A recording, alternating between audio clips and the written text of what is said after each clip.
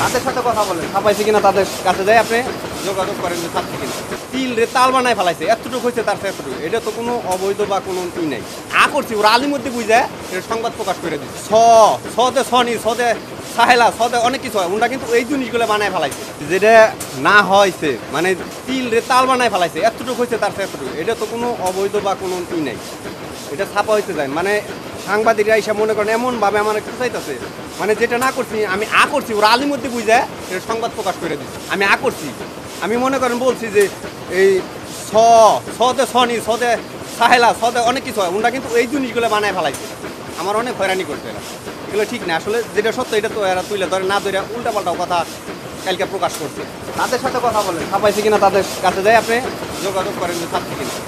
Sir আছে, আপনার স্যারগোর সাথে কথা বলেন, আমার সাথে কোনো কথা নেই।